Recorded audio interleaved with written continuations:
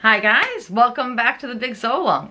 I'm Ginny, and as always, I thank you very much for choosing to spend some time with me. I have switched locations in my sewing room today because I have a dog sound asleep in my usual chair, so I've been booted out of there. I hope the lighting isn't too weird over here. Today I have a couple things to talk to you about. The first one is I have fixed my sewing flops from last week. The first one is this Vogue 1733 from Marcy Tilton. This is what it looked like last week. Obviously the armholes were way too big, and I was really frustrated with this. The other thing is, I realized after I did my video last week that the another thing that contributed to these like bad armholes, I used a different weight and different stretch factor on the binding than on the shirt fabrics. That definitely made matters worse. I got a lot of suggestions from you guys on how to fix this, and I thought I'd show you really quickly what I ended up doing. So for this top here, I really just need this armhole to be about an inch smaller. So in this particular case, I have plenty of room across the bust. It would be easiest and fastest to just sort of straighten this out a little bit right here, and then my armhole would be that much smaller, and it would probably be fine. Additionally, I could do a dart, in which case I would do something like right here in the armhole and go towards the center point of my bust and just take an inch out that way. The thing with that is, if you do that, that is going to cause the shoulder seam to roll to the front a little bit. Again, in this top, I don't think that that would bother me that much, but because this portion right here where it's the smallest is actually a little lower on me, again, that's just because I have a super high waist, it would be good if I could raise this whole thing up anyway. So what I'm going to do is I'm just going to take this ruler, and I can see before I do anything, I'm going to double check and see how much seam allowance I have left. I did have 5/8 of an inch, but now that I've serged it off, my seam allowance is only 1/4 of an inch. So I just need to remember that. I'm going to mark this at 1 inch, like this.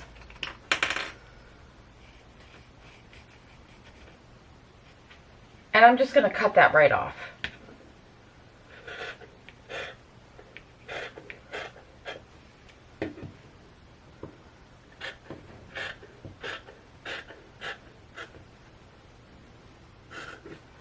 Now, you can see here that the neckline isn't going to match up anymore. That's okay, because we're going to deal with that in a minute.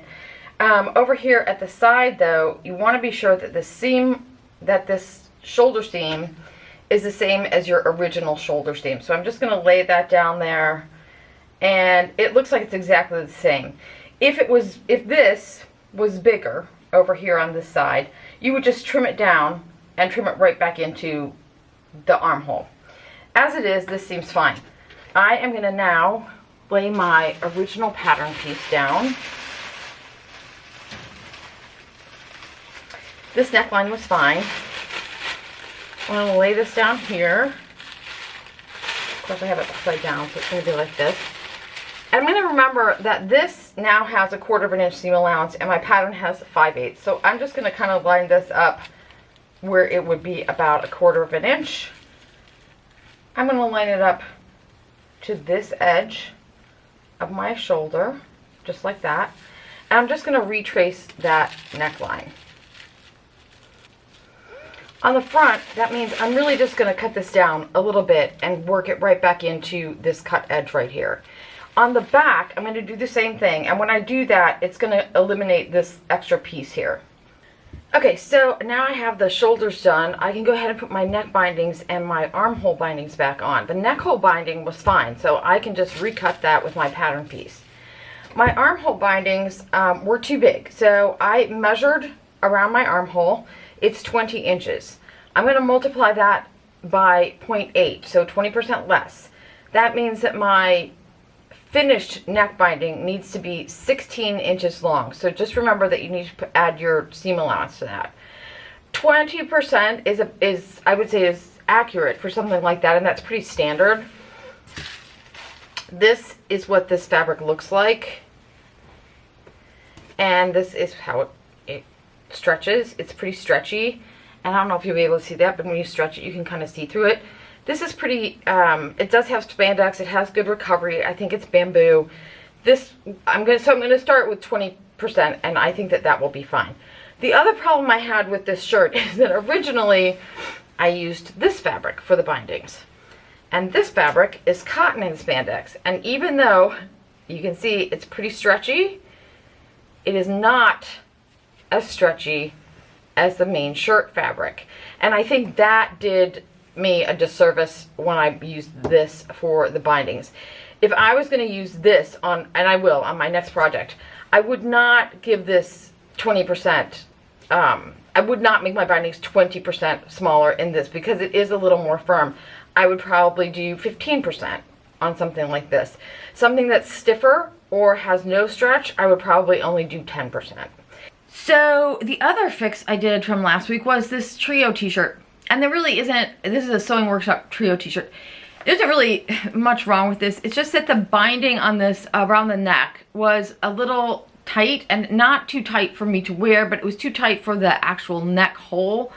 So it caused the neck to sort of gather up around there a little bit. So I just removed, I unpicked it actually, the neck binding, and I cut a new one that was overall about 1/2 or 3/4 of an inch longer than the original one.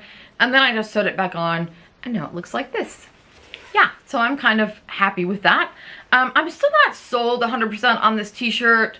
I think it's kind of a cool shape, but I don't know. I'm just not 100% sold. But I like this version. I will definitely be wearing this.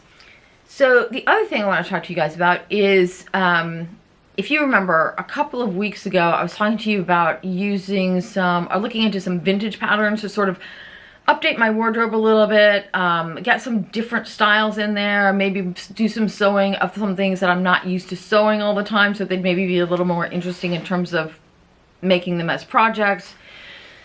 This week I decided to look at some indie patterns and see what I could find of interest in that area. Now, I have no issue with the general indie pattern designers. I love them. I love all of them. I mean, I've sew them all the time. But because most of them are very small pattern companies that are sometimes just run by one person, they can only produce so many designs. So over the, you know, across the board, they sometimes start to look like more and more similar. So anyways, I was looking for something that wasn't that. I wanted to look for something that was a little more avant-garde, something a little like quirkier. So I came up with a few. And the first one is the Center for Pattern Design, and the Center for Pattern Design has been around for a really long time. But at some point, the company was sold to Latoff Fabrics. I think that's how it happened. I'm not 100% sure. But I do think that the only place you can get these patterns now is from Latoff Fabrics. Some of them are PDFs, some of them are just paper. This one here is called the Art Coat. I believe this is either one piece cut on the fold or it's two pieces with a seam down the center back. So it's a pretty simple make, but it's very interesting. I love the shape of this, and I love it, especially in this like plaid version right here. She also has something called a pyramid dress. I'll show you a picture of it here, but to be honest with you, there's not much to see. It looks like a black dress.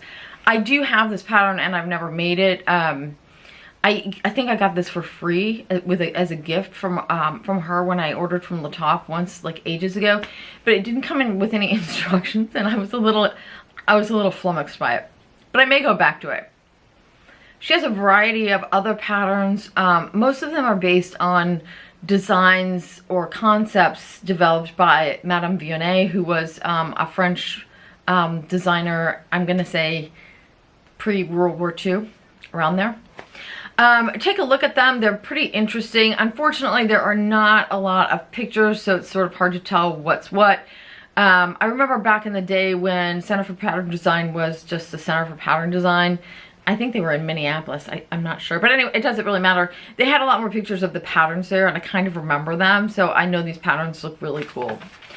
DP Studio is another pattern company that I keep stumbling across, and I actually really like the look of their patterns. I think that is a French company. I'm not 100%. They do have a series of books or ebooks or something like that that you can purchase online that help you draft your own patterns.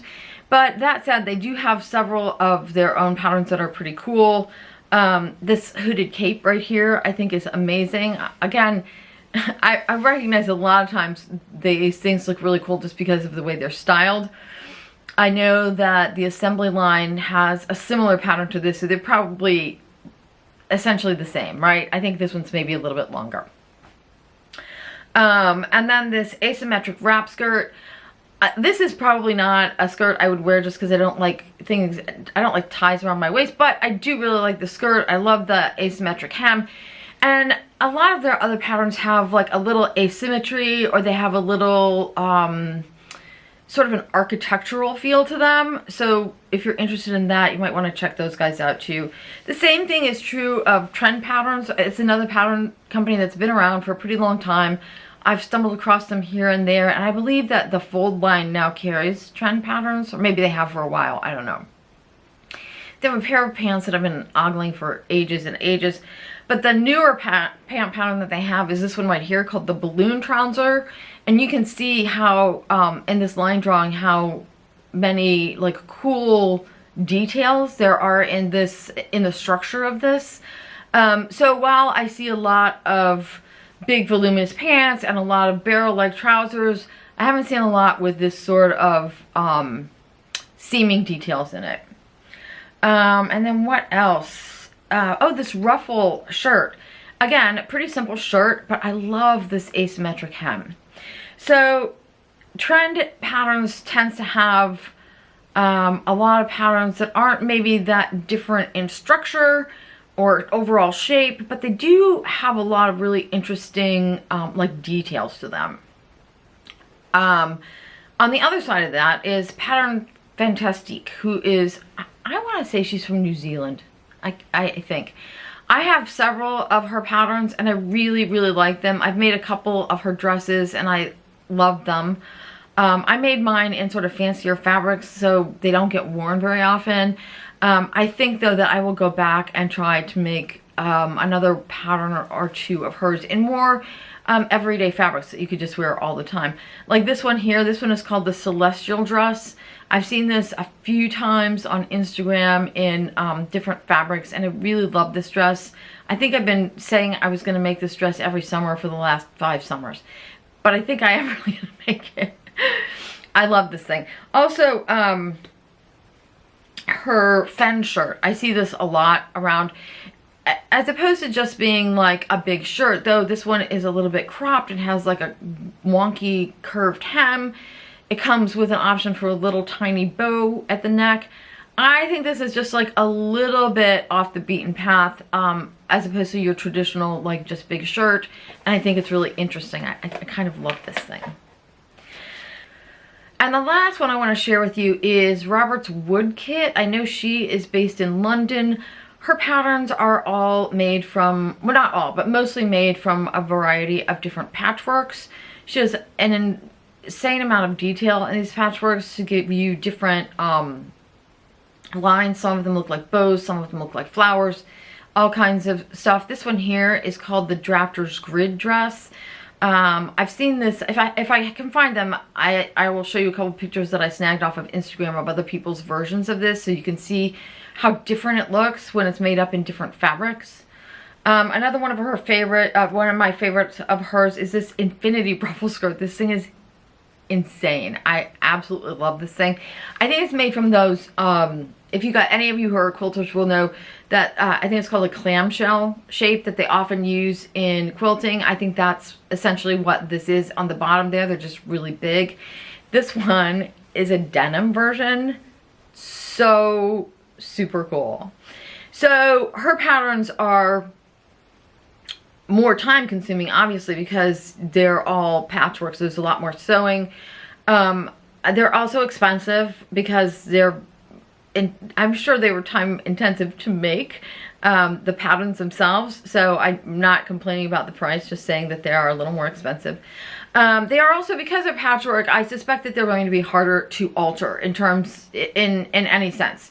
Because instead of having like a left and a right front, you're going to have like a bunch of little pieces that need to be, and they're all going to need to be altered. So, you know, if you're not up for that, that could be a downside. I personally think these things are super cool. My friend Marcia made one of these dresses last summer, and it was just amazing. She did end up having to do a little bit of alteration on it, which was a challenge, but it came out beautifully. And I think if you take the time and if you're really thoughtful about the fabrics you choose, I think this could be a super, super satisfying project.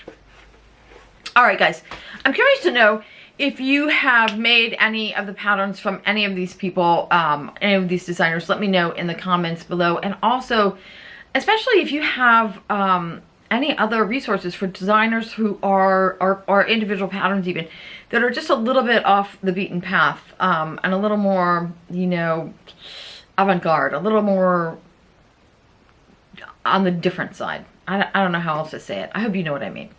Anyways, that is it for me this week, you guys. I am off to finish my Zandra Rhodes pattern that I started earlier this week, so I can hopefully show it to you next week. Until then, I wish you all happy sewing.